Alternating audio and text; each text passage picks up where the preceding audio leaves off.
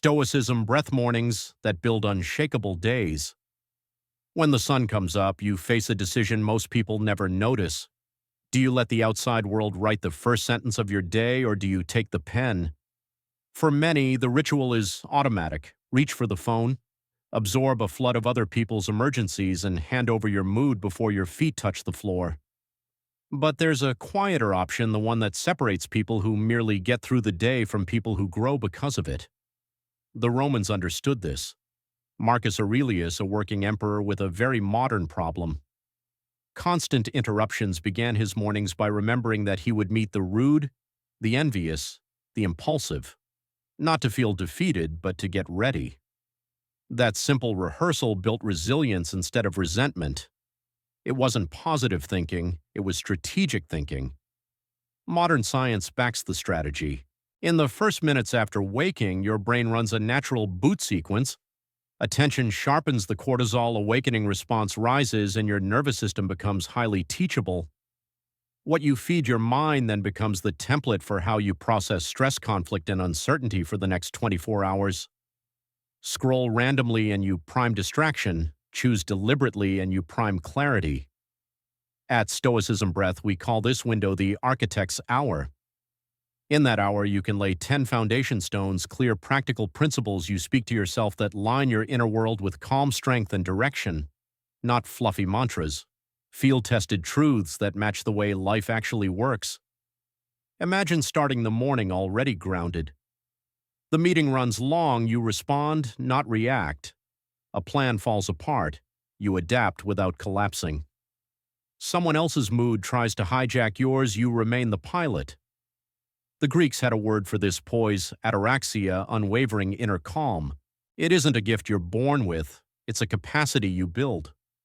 Like breathwork for the mind, practice daily until steadiness becomes your default. Here's the promise of the next chapters. You'll learn precise statements designed to neutralize specific blockers. Fear that freezes you, self-doubt that keeps you small, distractions that splinter your focus, emotional swings that derail your choices, and the planning without doing loop that masquerades as progress. These ideas endured for 2,000 years through palace intrigue plagues, markets rising and crashing, wars beginning and ending, because they were built for real life, not ideal life. Picture a different morning. Before any notification gets a vote, you claim 90 seconds to set tone and training. One deep inhale, one deliberate stance, 10 sentences that act like mental guardrails. A quick example. Instead of, "I hope today isn't chaotic," try, "I decide the emotional tone of my day." Instead of, "I'll see what happens," try, "I give my energy to what I can govern." Instead of, "I'll start when I feel ready." Try, "Action is how I become ready." Small switches, big leverage. Think of it as hygiene for the mind. The same way you wouldn't skip brushing your teeth, you don't skip brushing your thoughts into alignment. If you've ever felt that morning slip away before you've truly begun, this is how you take them back gently, consistently, without theatrics. And there's another reason mornings matter. Habit friction is lowest early. Fewer inputs, fewer decisions, fewer chances to be knocked off course. You set your compass while the world is quiet, and that compass quietly steers your attention all day. Like strength training, the load is light at first, a sentence, a breath, a posture, but over weeks the weight increases. Better boundaries, better focus, better recovery when things go wrong. This is the journey ahead on Stoicism. Breath 10 morning commitments that build unshakable days. Each one stacks on the last like bricks in a wall that weather any storm. They're simple enough to remember under pressure and sturdy enough to carry you through it. Take them in order. Practice them out loud. Let them move from words to reflex. The choice returns tomorrow at sunrise and again the morning after. Phone in hand or pen in hand. If you want a day you can trust, start by becoming someone you can trust. Calm in the noise, steady under stress, and clear about what deserves your energy. That begins in the first quiet minute when you decide who speaks into your mind. The feed, or you. Stoicism. Breath morning. Affirmations for inner strength. I shape my morning. I shape my day. The first affirmation is simple but powerful. I determine the emotional tone of my day. Think about that for a moment. How this day feels, whether it's heavy, chaotic, or steady and clear, is in your hands. The instant you choose to take full responsibility for your emotional state, your entire reality begins to shift. This isn't about blaming yourself when things go wrong.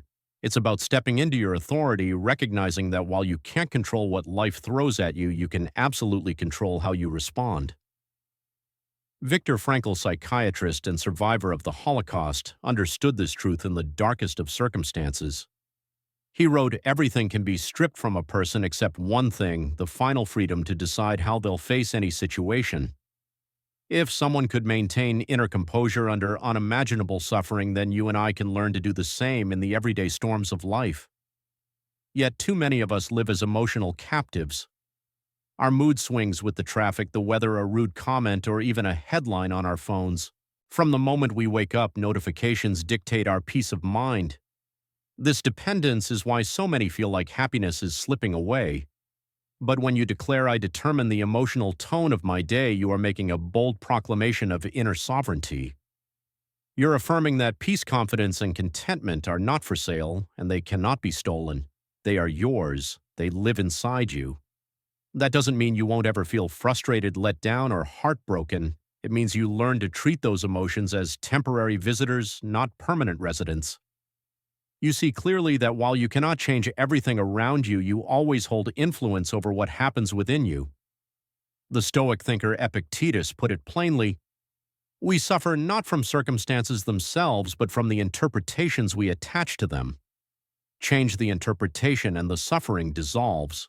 This affirmation begins to retrain your mind away from needing constant validation and toward anchoring your emotional power within. It's the daily practice of no longer handing your peace to unpredictable forces and instead standing firmly in your own inner core. So tomorrow morning, pause for a moment. Place your hand on your chest, breathe deeply, and speak with honesty and strength. "I determine the emotional tone of my day." Let those words settle into your nervous system. Let them remind you that you are not a bystander of your emotions, but the author of them. From that place, your morning and your day becomes entirely different. Stoicism, breath guarding your inner calm. My feelings are a deliberate choice. My serenity is a conscious act. Today, I lean into courage instead of collapse, clarity instead of chaos, optimism over anxiety. When you make that shift from being a bystander of life to becoming the author of your emotional chapter, something remarkable happens. The energy around you changes. You unlock a kind of freedom most people never realize exists. The second affirmation is this: "Only I decide what enters my inner calm." Think of your calm as a stronghold. You are its sole protector. Every morning, it is your responsibility to decide who and what gains access to your mental domain. Yet most people never pause to secure that space. They swing the gates wide open and let judgment, doubt, and negativity march straight in. Without even noticing, they hand over their peace. Marcus Aurelius, the Roman emperor and Stoic philosopher, once wrote, "Your power lies in your mind, not in external occurrences." He understood something timeless. True strength does not come from controlling the outside world, but from mastering the inside. When you say "only I decide what enters my inner calm," you're building invisible walls that protect your emotional terrain. You're declaring boldly that your inner harmony isn't a public arena where anyone can throw stones. You become the sentry of your own mental fortress. This doesn't mean you stop feeling emotions or become detached. It means you practice what the Stoics called control over desire, the skill of staying steady even while storms rage around you. Someone may throw a harsh comment, but you don't let it live inside your spirit. You might experience loss, but you refuse to let it crush your momentum. The power lies in recognizing that sacred interval, that tiny gap between an event and your response. In that blink of space, you have the chance to choose. Most people rush so quickly they never see it. But when you learn to notice and use that gap, you discover a superpower almost no one taps into. Each morning, look in the mirror and say with conviction, "Only I decide what enters my inner calm. I am the watchman of my thoughts." Today I choose carefully what I allow into my mental world. My peace is neither for sale nor for compromise. As these words take root, you'll notice your behavior shifting. You'll move through life less shaken, less reactive, and more steady. Stoicism. Breath, the power of focused energy. When you begin guarding your internal stillness, life doesn't suddenly remove hardship. The storms still come, the challenges still arrive. But something changes. You're no longer shaken the way you once were. You become steady, not because the world has grown softer, but because you've learned to fiercely protect what truly matters inside. This is the essence of strength. It's not avoiding difficulty, but standing unshaken in the middle of it. The third affirmation is this: I give my energy only to what I govern. The fastest way to mental exhaustion is pouring your time, your focus, and your emotions into things you cannot control. And yet, every single day, millions of people fall into that trap. They worry endlessly about what others think about political debates, about market swings, or even about tomorrow's weather forecast. Their minds run in circles, but none of it changes reality. The Stoic teacher Epictetus made this division crystal clear. Life falls into two realms: the things within your authority and the things completely outside it. Master this separation and you master your existence. So what belongs to you, your attitude, your work ethic, your speech, your conduct, your choices, and your reactions, this is your zone of power. Everything else, how other people behave, what has already happened, the twists of nature, financial markets, or even your boss's mood, lies outside your command. But most people live reversed. They spend the majority of their energy fixated on what they can't change, and as a result, they neglect what is fully theirs to shape. They obsess over disasters that might come next month while ignoring the steps they could take today. They worry about the opinions of strangers while forgetting their own growth and character. And this is why they feel powerless, because their focus is misplaced. When you stand tall each morning and say, I give my energy only to what I govern, you're making a calculated shift. You're choosing to place your limited mental resources where they can actually create outcomes. You're choosing power over panic action, over overthinking, responsibility over helplessness. The Stoics even had a mental model for this: the control circle. Imagine your life spread across 3 rings. The center holds what you fully command, the middle covers what you might influence, and the outermost ring includes everything beyond your reach.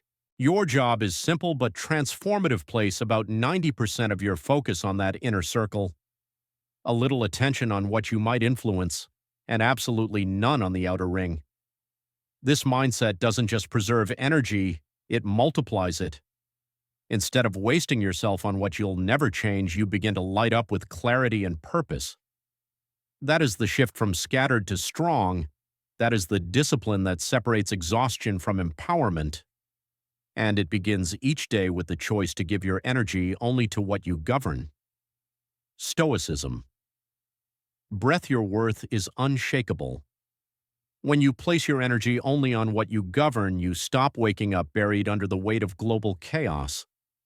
Instead, you feel energized by what you can affect right now.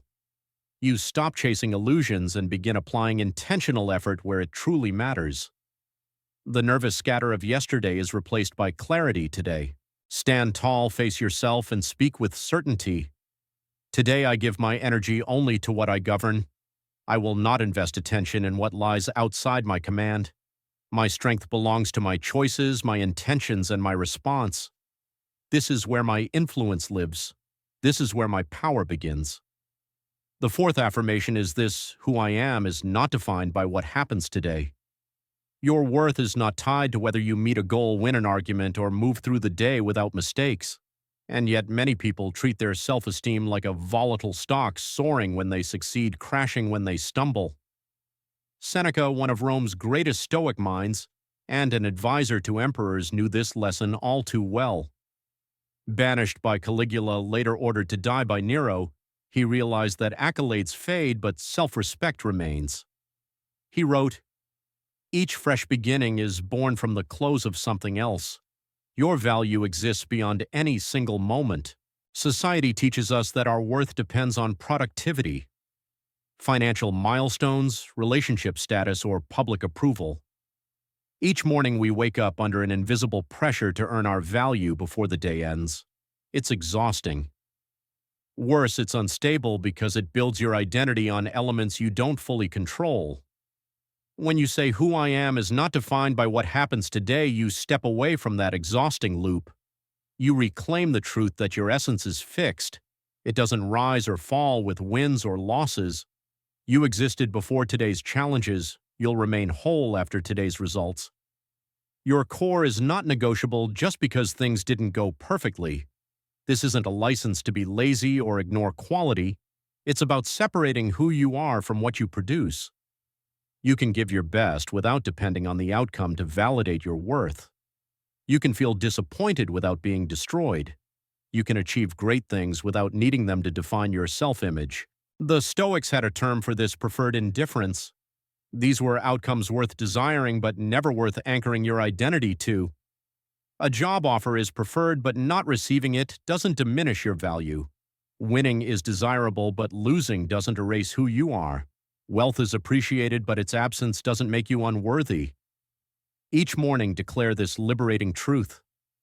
Who I am is not defined by what happens today. I hold value because I exist. I give full effort, but I don't need external approval to be whole.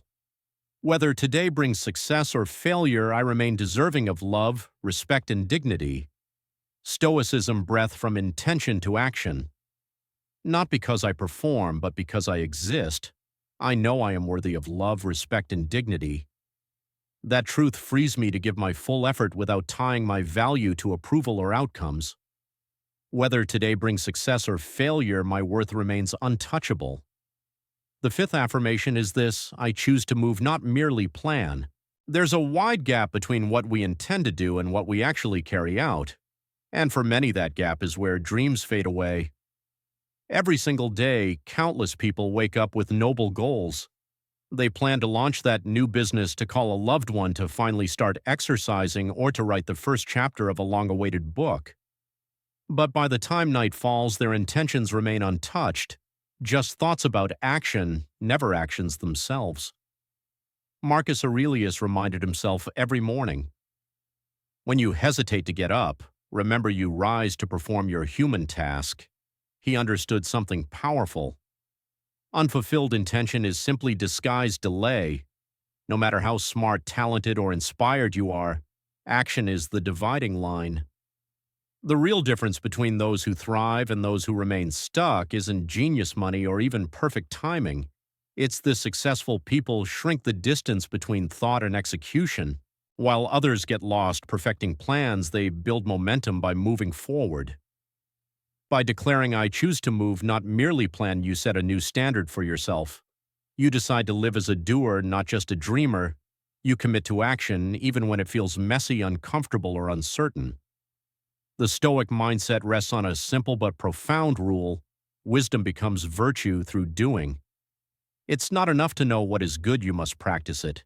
It's not enough to understand what is noble, you must live it. Knowledge without application is just entertainment. Transformation comes only through action. This affirmation rewires your mind through what psychologists call action linkage, the process of tying thought directly to behavior. Instead of saying I should work out, you affirm I take care of my body today. Instead of I ought to reach out, you affirm I follow through on my value of connection. Everything shifts the moment you step from intending to doing. That's when you stop observing life from the sidelines and step onto the field. You stop wishing for change and begin causing it. You stop being passive and become powerful. And with every small step, you shape the life you've always envisioned, not through waiting, but through doing. Stoicism breath, turning struggles into strength. Stand tall, look into your own reflection, and declare with absolute conviction, I choose to move, not merely plan. Today I act. I don't wait for the perfect time, I create progress now. I value doing over doubting, progress over polish, and effort over hesitation. Every step I take, however small, builds the future I envision. The sixth affirmation is, this adversity is fuel for my strength. Think about it. The same heat that melts butter also forges steel. Every morning you decide which one you'll be. When pressure rises, some see setbacks as punishment, but the wise recognize them for what they really are, the proving ground where grit is built and character is developed. Admiral James Stockdale, who survived 7 years of torture as a prisoner in Vietnam, credited Stoic thinking for his endurance. He once explained, "Never confuse the unwavering belief that you will overcome in the end with the resolve to confront the brutal facts right in front of you." He understood that hardship doesn't destroy you, it reveals you. It shows you what you're made of, and it offers the chance to become more. Right now, you might be facing uncertainty, financial pressure, relationship, friction, health struggles, or professional setbacks. It's natural to wish it all away, to curse your circumstances, or to ask, "Why me?" But what if this isn't happening to you? What if it's happening for you? The Stoics held a radical view: every obstacle is a lesson in disguise. They saw life's difficulties as training drills designed by fate to strengthen their minds and forge their virtues. Marcus Aurelius captured it perfectly. The hindrance to action advances action. What blocks the path becomes the path. The very thing that opposes you might be the thing meant to build you if you're willing to see it that way. When you declare adversity is fuel for my strength, you shift from victimhood to studenthood. You stop asking, "Why is this happening to me?" and start asking, "What can I learn from this?" You turn wounds into wisdom. You stop shrinking from discomfort and begin using it to sharpen your edge. This is not about glorifying pain or pretending to enjoy hardship. It's about recognizing that all growth requires struggle and all meaning requires effort. Just as muscles only grow under resistance, your character only deepens when it's challenged. Each morning, anchor your spirit in this truth. Adversity is fuel for my strength. I welcome pressure as a tool for development. Today's trials build tomorrow's resilience. I don't seek an easier road. I seek the courage to walk the one I'm on. The seventh affirmation follows naturally. My path is mine alone. Because comparison not only steals joy, it robs you of progress, self-belief, and the chance to experience genuine success. Stoicism Breath. Walk your own path. In today's world, comparison has become a silent addiction. We scroll through endless vacation photos, career announcements, and highlight reels, stacking our raw, unfiltered truth against someone else's carefully edited surface. And in those moments, it's easy to feel like we're falling behind. But here's the truth we rarely see behind those curated images: are fears, failures, sleepless nights, and self-doubt that never make it onto the screen. Epictetus once taught that a person avoids much trouble by focusing on their own behavior rather than their neighbors. He understood something profound: that your only real competition is the version of yourself from yesterday. When you remind yourself, "My path is mine alone," you choose to live by your own compass. You refuse to let another person's timeline dictate your self-worth. Think of it this way: each person begins life at a different starting point with different tools, wounds, and destinations. Your journey is as unique as a fingerprint. Trying to walk another's road is like forcing your feet into shoes that don't fit. They might look appealing, but eventually they'll cause pain because they were never made for you. The happiest and most accomplished people learn this secret early. They stop trying to impress strangers with borrowed goals. Instead, they create their own definition of success. They find joy in celebrating others without dimming their own light. They realize that honoring your process requires no comparison, only alignment with your values, your vision, and your pace. Your growth doesn't need validation, your wins don't need an audience, and your timing doesn't have to match anyone else's calendar. As you begin your day, look inward instead of sideways and declare this truth with certainty: my path is mine alone. I honor the pace I am meant to walk. I celebrate others' wins without questioning my own value. I am on time for my life, exactly where I'm meant to be heading, exactly where I'm meant to go.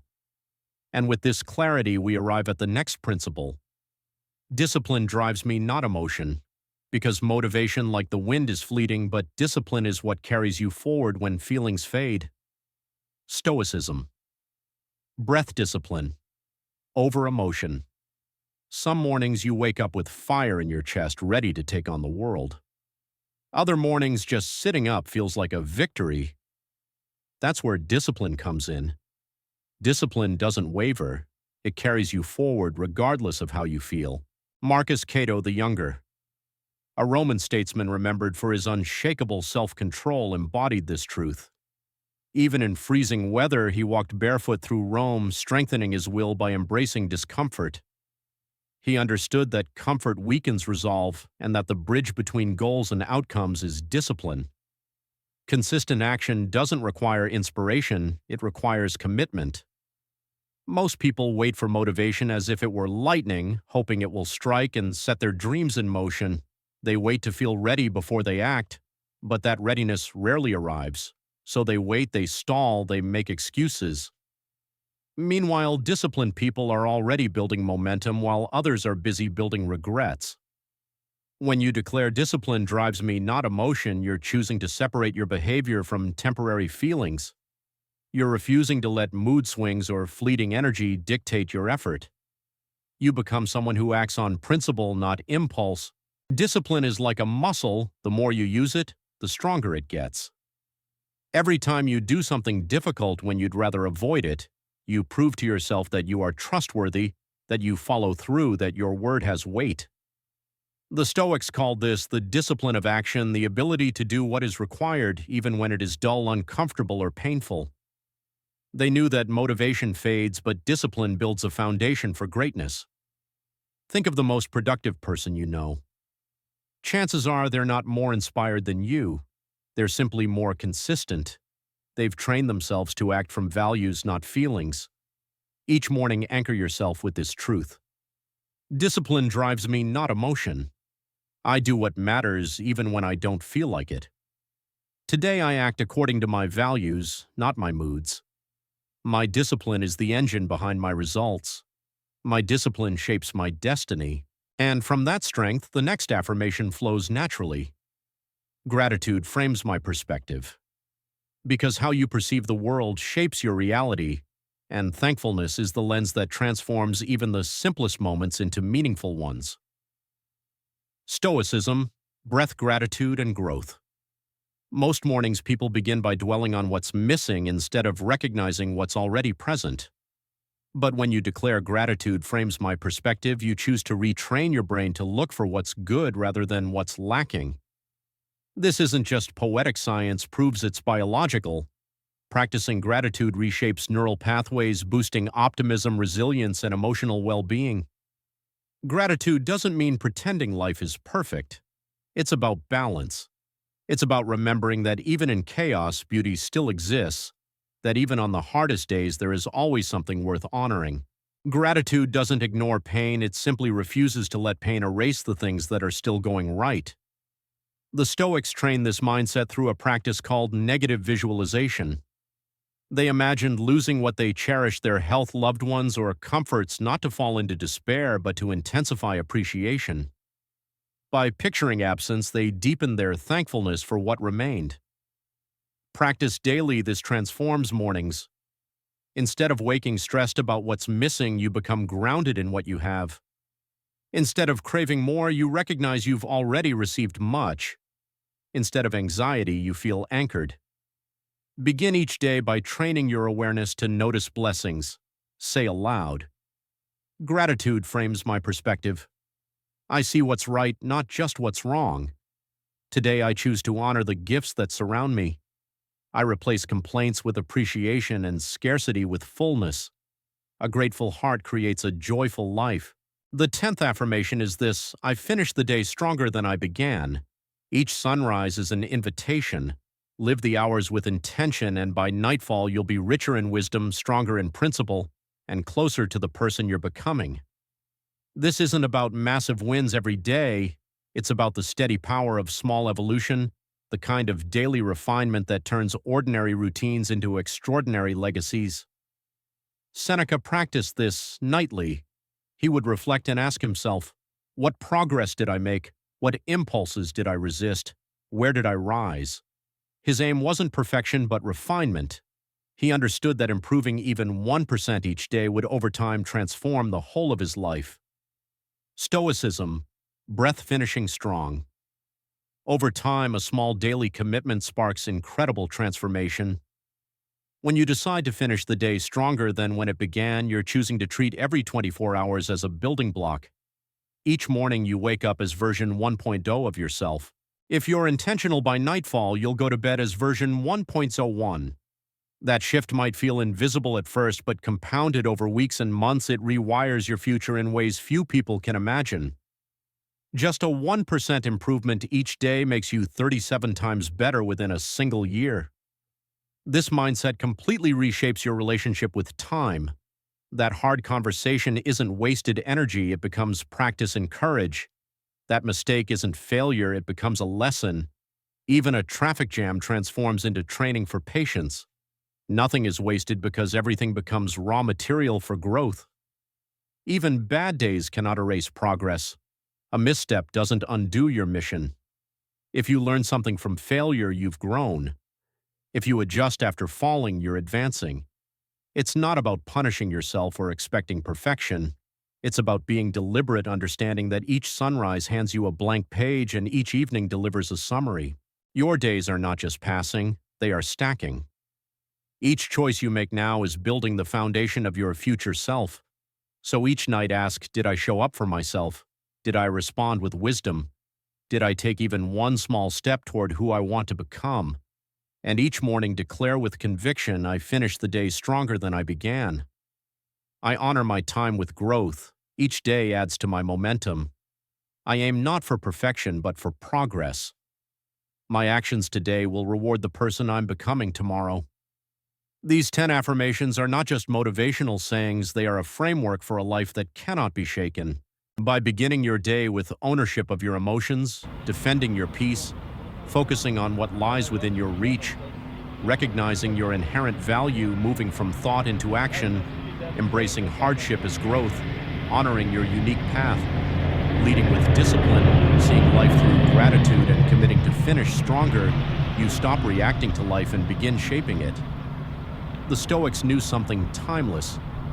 Real strength doesn't come from forced positivity or pretending life is easy. It comes from the inner tools you build: composure, clarity, and courage to stand steady no matter how stormy the skies become. These declarations are not empty words. They are daily training for your character. You won't get everything right, and you're not meant to.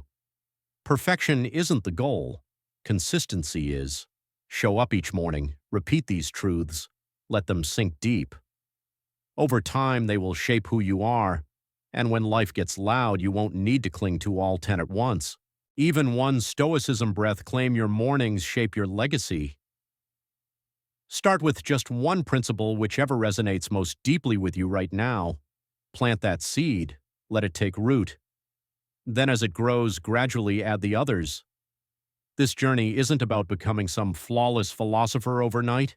It's about becoming a little more grounded, a little more mindful, and a little more in control of your mindset with each sunrise. How you spend your mornings creates the blueprint for your days.